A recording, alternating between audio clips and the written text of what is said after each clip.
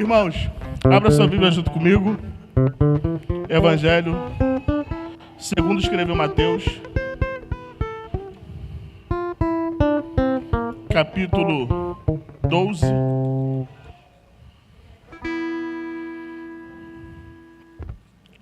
versículo 22.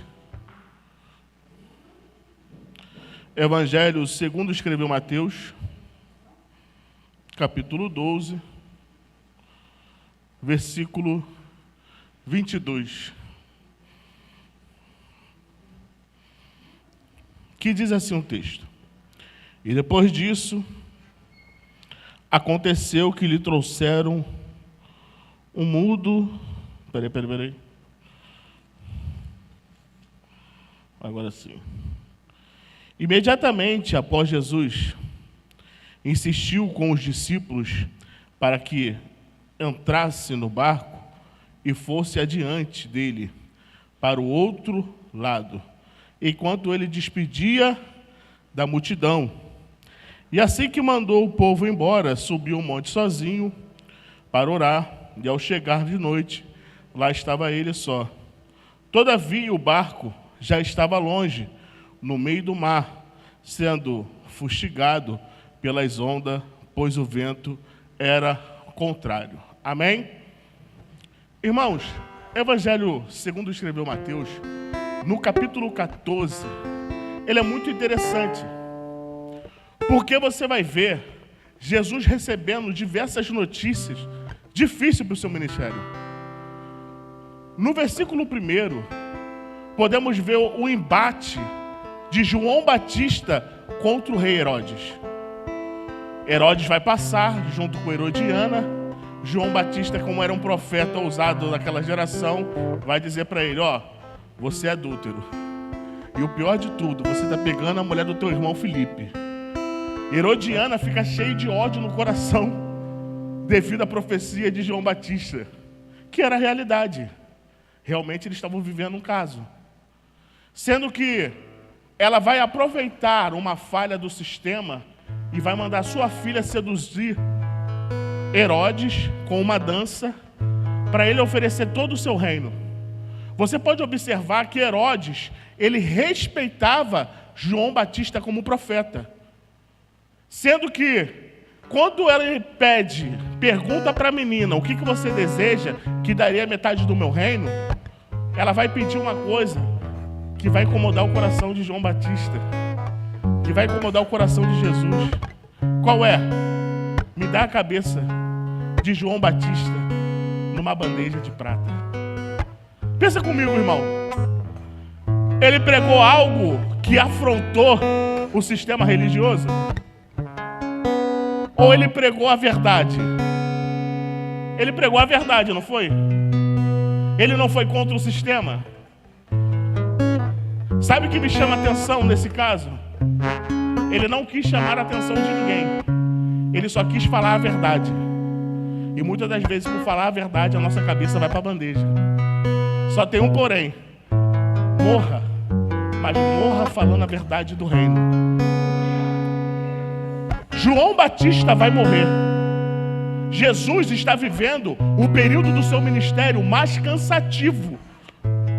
É só você pegar o Evangelho segundo escreveu Marcos, no capítulo 6, no versículo 31, que diz assim: Jesus e os seus discípulos foram para o deserto descansar, porque eles não tinham tempo nem para se alimentar. A intenção de Jesus era tirar um tempo com seus discípulos e descansar junto com eles, poderem se alimentar, porque eles não tinham tempo, porque a multidão oprimia e apertava Jesus. Só que, quando você observa o texto, irmão, é muito interessante. Jesus está com uma intenção de cuidar dos discípulos, de alimentar os discípulos, que eles pudessem ter um período de descanso. Mas, de repente, quem está no deserto junto com Jesus? A multidão. Jesus está vivendo um período de luto, um período de cansaço. Ele poderia falar para eles: hoje não tem milagre, Hoje não dá para fazer nada. Mas Jesus, ele não é como nós seres humanos, irmão. Porque Jesus, quando ele olha para a multidão, o texto diz que ele se moveu de íntima compaixão. Ele olhou para a multidão e falando, mesmo no meu período de dor, mesmo no meu período mais difícil, eu preciso fazer o que eu fui enviado. E começou a curar a multidão. Além de curar a multidão, o texto diz que Jesus multiplicou pães e peixe. Só que agora ele vai enviar uma missão para os seus discípulos. Eu vou ficar com a multidão. Vocês estão cansados. Vão para o outro lado de Cafarnaum, que eu vou ficar aqui com eles. Só que quando Jesus está conversando com a multidão, e a multidão começa a querer levantar Jesus como rei mais uma vez, Jesus foge da multidão e vai orar no monte. Ele vai observar que aqueles discípulos estão numa grande tempestade. Só que é interessante, né, irmãos? Eles estão numa tempestade, mas não é como Jonas, que fugiu do seu ministério, que desistiu de viver como profeta, que não quis seguir uma missão para pregar em Nínive, que fugiu para Tarse como profeta covarde, que viveu numa tempestade no alto mar. Eles foram com o coração em que Jesus nos prometeu que para nós chegarmos no outro, eles estavam com uma palavra no coração, sim ou não? Só que tem um porém, irmão. Jesus não vai te livrar das tempestades da vida. O nosso mal, e eu vou utilizar ontem a mensagem do pastor Alberto, é que a gente se agarra em textos bíblicos isolados. Quer ver um exemplo? Todo mundo gosta do Salmo 91. Aquele que habita no esconderijo do Altíssimo, a sombra do Onipotente descansará. Mas preste atenção. Você ainda vai passar pelo vale da sombra da morte. A vida vai te enviar tempestades. E Ele não vai impedir da tempestade chegar na sua vida. Ele não vai impedir da porta se fechar. O nosso mal que a gente se agarrou na religiosidade. Se eu sentar na cadeira dentro da igreja, Deus vai me proteger de todas as áreas. Me desculpa. Muitas das vezes vai chegar a tempestade. Quer ver um exemplo? Ó. Por que Deus prova o ser humano? Se Deus, Ele sabe de todas as coisas. Deus não sabe de tudo. Ele não tem a onisciência. Ele não sabe de tudo. Por que Ele te prova, então? Se Ele sabe que você vai ser fiel. Só tem um porém, irmão. Você não sabe até onde consegue ser fiel a Deus. Então a prova, a luta, a tempestade vem para mostrar para você até onde você suporta. Até onde você suporta ter uma fidelidade com Deus. Um amigo meu, um dia desses, ele disse assim: pastor, a gente às vezes é como Urias. Estamos carregando uma carta que o rei mandou. Ele sabe tudo que está escrito na carta. Ele sabe tudo que vai acontecer na sua vida. Só que você não. Você está indo para uma grande tempestade. Quer ver um exemplo? Mateus capítulo 7, versículo 24. Jesus vai ensinar seus discípulos sobre turbulências. Ele vai dizer assim, ó: o homem sensato construiu sua casa sobre a rocha. Para quê? Ele construiu a casa sobre a rocha. Porque vai vir 3 coisas naquela casa: chuva, vento e alagamento. E o que ele tem que estar preparado com a casa na rocha? Porque quando vinham essas tempestades da vida, a casa não vem entrar em desmoronamento. Ela não vem a ser derrubada.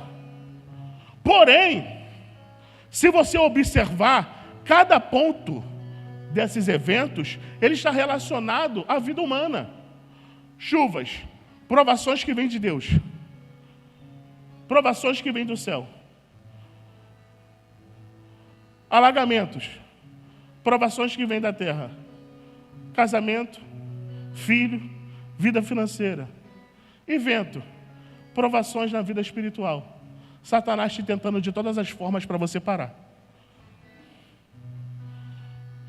Pastor, e como eu faço para conseguir suportar todos esses eventos da minha vida? Simples. É só obedecer a palavra de Cristo. O nosso mal é que a gente decorou muito texto bíblico, só que prática de fé a gente tem pouca. Não adianta, irmão, você falar para mim que conhece a Bíblia de Gênesis e Apocalipse.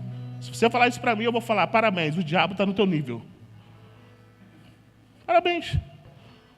Ah, pastor, eu conhece hebraico, grego? Não se preocupa não, o diabo também conhece isso. O que diferencia o crente do insensato é a prática. É ouvir e aprender sobre perdão e pôr em prática. É ouvir sobre amor e pôr em prática. É ouvir sobre obediência e colocar em prática. Por quê? Se você sabe o que é perdão, sabe o que é amor e sabe o que é obediência e não põe isso em prática, você é uma pessoa insensata. Você é uma pessoa religiosa, me desculpe. Porque o religioso, ele conhece muito sobre a religião. Só uma coisa que ele não consegue. O quê? Pôr em prática. Qual era o empate de Jesus com os fariseus? Os fariseus conheciam a Torá? Sim ou não? Conhecia Midrash? Sim ou não? Conhecia Taná? Sim ou não? Só tinha uma coisa que os fariseus não conseguiam fazer. Adivinha qual? Pôr em prática o que eles sabiam. Por isso que Jesus chama os fariseus de quê? Hipócritas. Hipocrisia é um teatro da vida. É você tentar demonstrar uma coisa que você não é. E eu posso te dizer uma coisa? O insensato, a casa cai em algum momento. E eu posso te dizer uma palavra de conforto. Não se garanta nos seus dons. Não se garanta nos seus talentos. Sabe por quê? Esse mesmo texto que eu estou falando com os irmãos, Jesus vai dizer assim, ó. E naquele dia, na segunda vinda do Senhor, virão os homens dizendo, Senhor, eu curei. Senhor, em teu nome, eu profetizei. Senhor, em teu nome, eu expulsei demônios. Eu amo esse texto, irmão. Prodígios e maravilhas, sim ou não? Só que vida sem prática, seus prodígios e maravilhas não valem de nada. Porque você curou não por seu talento, mas por Cristo. Nós somos a mulinha de Balaão. Só que se você parar e analisar comigo, a tempestade que está passando agora no barco dos discípulos, eles tiveram um momento de experiência. Quem lembra? Mateus capítulo, se eu não me engano, de número 8, versículo 23. Eles tiveram o primeiro evento de tempestade com Jesus. Quer ver o exemplo? Jesus está indo para a cidade de Gadara. E eles vão passar pelo barco. Eles estão indo para o meio do mar. O que acontece? Vem uma tempestade. E o que acontece? Jesus está dormindo. E o que os discípulos fazem, Mauro? Se Jesus está no barco, vamos acordar ele, ele tem poder. Acordando Jesus, o que Jesus vai dizer para os seus discípulos? Ó homens de pouca fé. Vento, acalma-te. Mar, acalma-te. Eles ficaram com uma pergunta dentro do coração. Quem é este homem que o vento e o mar lhe obedecem? Eles estão com essa dúvida dentro do coração. Quem é esse homem que tem poder sobre o vento, sobre o mar? Quando eles chegam em Gadara, Um jovem endemoniado com uma legião vai ter que dar um discipulado para os discípulos que não aprenderam nada do Evangelho ainda. O que tenho contigo, o Filho do Deus Altíssimo. Pedro já botando nos bolsos. Mateus 16. Eu sei quem tu és, Jesus. Tu és o Filho de Deus. Mas antes disso o diabo tinha falado que ele era o Messias. Então você preste atenção comigo, irmãos. A tempestade, as lutas da vida, elas estão vindo para te ensinar alguma coisa. Elas vão te ensinar alguma coisa, você querendo ou não. Ela vai te ensinar. E esses discípulos estão vivendo agora uma grande tempestade. Eles olham para o barco. Cadê Jesus? Cadê Jesus?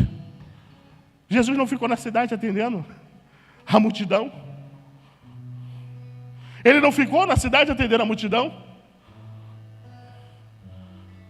Mas eu posso dizer para você, esses discípulos aqui não são mais o mesmo da primeira tentação. Quando você vai olhar o Evangelho segundo escreveu João, diz que eles estão com os remos, remando no meio da tempestade.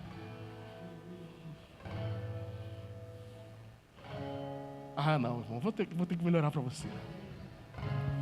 A tempestade vindo na sua vida, e você dizendo, eu não vou desistir. A luta vendo na sua vida, e você falando, eu não vou parar. As guerras espirituais acontecendo na sua vida, e você falando, eu não vou desistir. Por quê? Em Mateus capítulo 8, versículo 23, eu descobri quem é Jesus. Ele é o Filho de Deus. E se Ele é o Filho de Deus, e se tem uma palavra colocada no meu coração, farei como Jeremias. Eu não consigo parar de pregar, eu não consigo parar de orar, eu não consigo parar de buscar, porque tem uma palavra no meu coração. Qual palavra é essa, pregador? É a palavra do Espírito Santo, que dá ânimo, que dá força.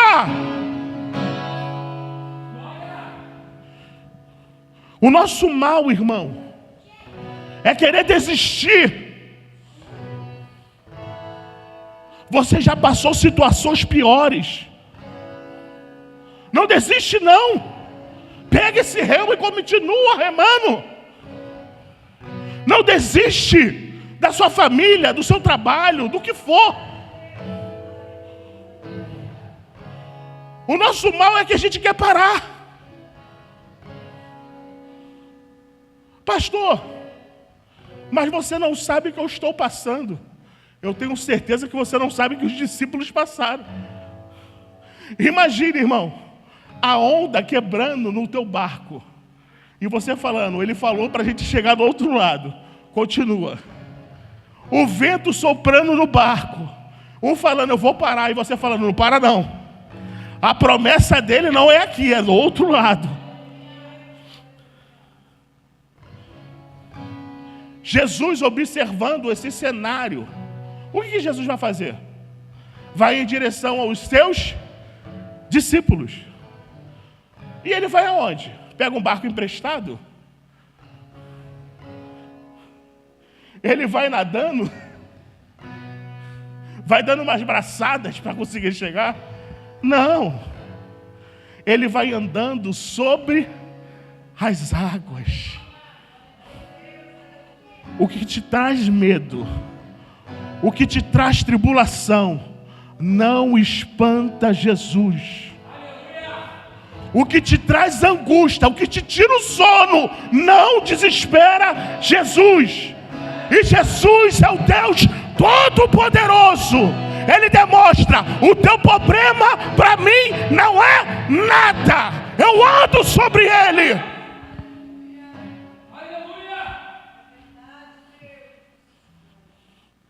Aí observa o texto. Os discípulos que estão desesperados começaram a falar, estou vendo o diabo, eu estou vendo um fantasma. Mas não é Jesus. E ali tem uma palavra que eu acho muito interessante, que é medo. e eles ficaram espantados e com medo. Sabe qual o significado da palavra medo em grego? É phobos. Aí vem a cultura grega. Ares teve um relacionamento com Afrodite e teve 2 filhos, Dêmon e Phobos.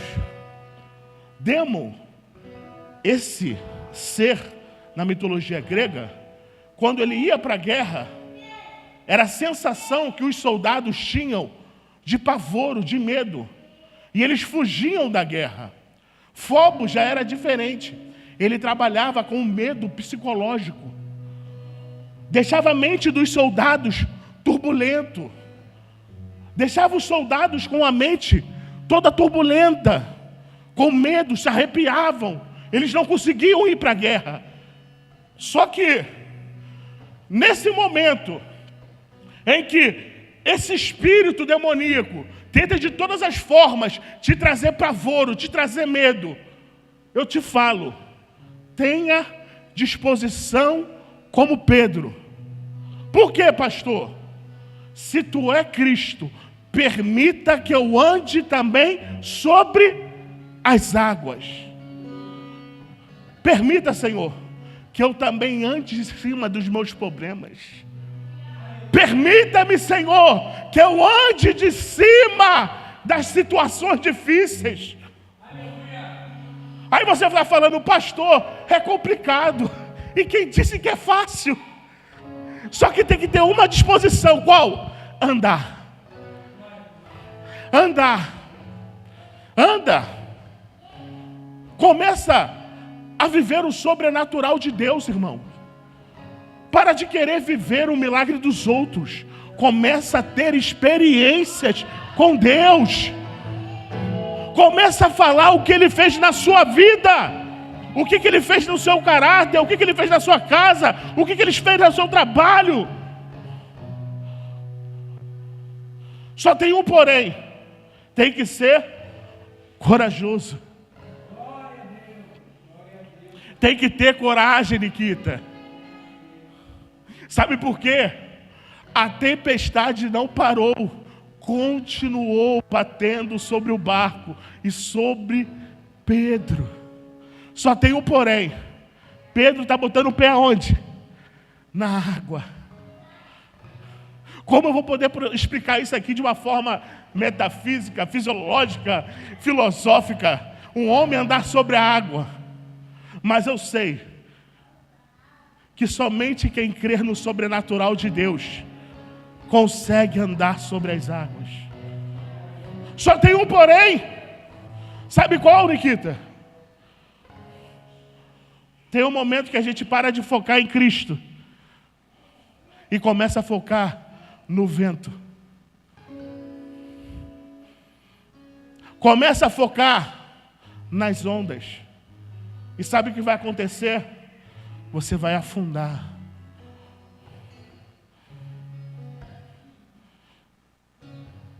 E quando você começa a afundar, irmão, bate um desespero no coração. Eu não estou querendo falar aqui para vocês de uma forma hipócrita, não, irmão. Tem um momento que eu pego o pastor Anderson e fico perturbando ele. Irmão, eu não entendo. Fulano dá certo. Beltrano dá certo. Logo comigo, na minha vez, dá problema. Aí a gente fica um abafando com o outro. Mas do nada surge uma palavra profética. Mas eu sei que daqui a algum tempo a gente vai estar falando de um assunto diferente. Qual o assunto? Nós conseguimos. Porque o Deus que eu acredito, o poder está sobre a mão dele. O inferno não vai vencer, irmão. Nunca vai vencer.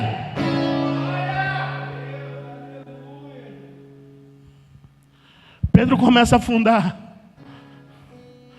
Ele deve pensar assim, é meu fim. De repente, do nada, surge uma mão. Segura na mão de Pedro e levanta ele. Ó homem de pouca fé.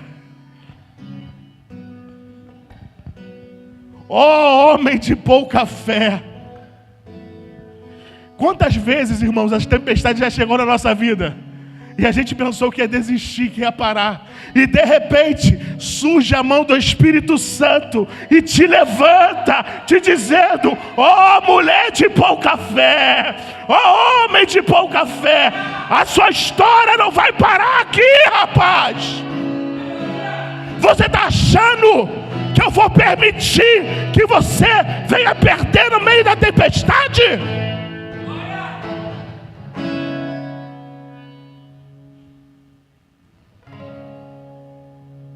Lembra que eu disse? Deus não nos livra da tempestade, mas nos livra dentro da tempestade. E Ele adora fazer isso, irmão. Quer ver o exemplo?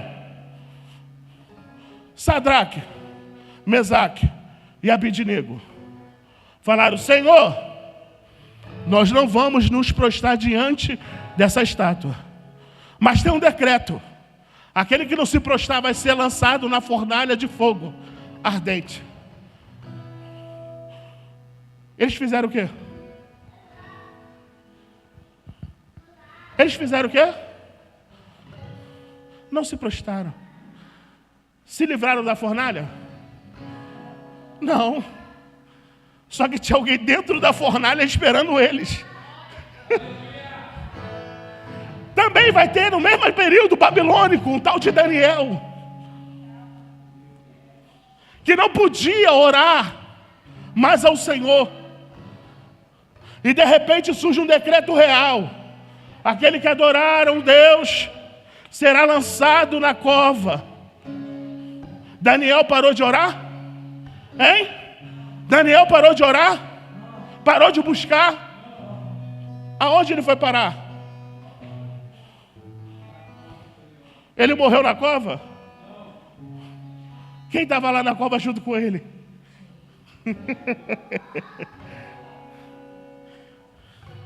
Entenda, irmão. Não se preocupe com as notícias humanas. Não se preocupe com isso. Deus, Ele tem livramento para você dentro da prova, dentro da fornalha. O nosso mal é desconfiar que Deus pode fazer. E Ele, irmão, Ele adora permitir isso. Adora. Porque Ele tem que mostrar para você até onde vai sua fidelidade. Até onde vai sua fidelidade, Alexandre?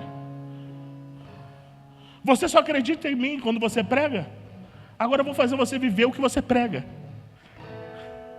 Você acredita em mim dentro da fornalha? Acredito, Senhor. Então permita. É muito bom, irmão, falar sobre coisas boas, não é? Não é muito bom falar sobre as bênçãos do Senhor, não é bom? Só que Deus quer um fiel. A mesma coisa aconteceu com Israel. Quem lembra Israel de frente ao Mar Vermelho? Qual é o primeiro empate que acontece aqui? Qual é? Senhor, era melhor que a gente morresse no deserto. Era melhor a gente morrer no Egito. Começa a fazer cova aí, porque atrás está vindo o faraó com o seu exército. Aqui tem um mar gigantesco que não tem como a gente passar. Sabe o que Moisés vai fazer? Vai orar a Deus. E Deus vai questionar ele: por quê? Oras a mim, Moisés. Por que você está querendo ainda procurar a resposta? A resposta está na tua mão. Pega esse cajado e bate na água. Só que não, irmão. A gente quer chegar no ambiente e ter um profetinha com o cabelo penteado para o lado e fala: hoje é dia da tua vitória. Hoje Deus vai te dar isso. Hoje Deus vai abrir a porta. E você no meio do furacão. Aí tu está falando: cadê essa porta que eu não acho? Aí Deus está falando: eu estou contigo aqui do lado. É só você acreditar no meu poder. Para de ouvir falso profeta, rapaz.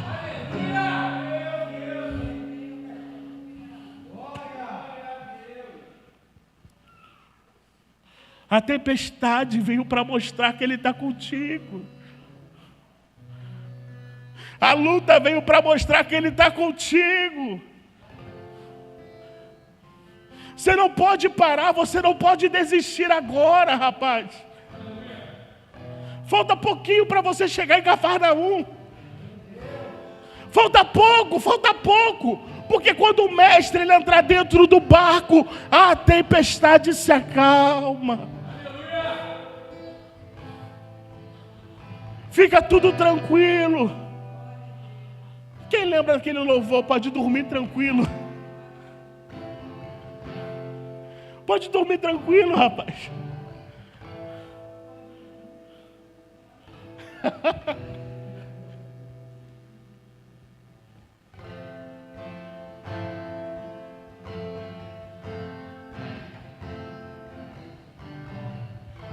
Confie no Senhor, irmão. Acredita no poder de Deus. Acredita que Deus está contigo. Amém? Deus abençoe. Até a criança recebeu. Vou chamar aqui o pastor Anderson.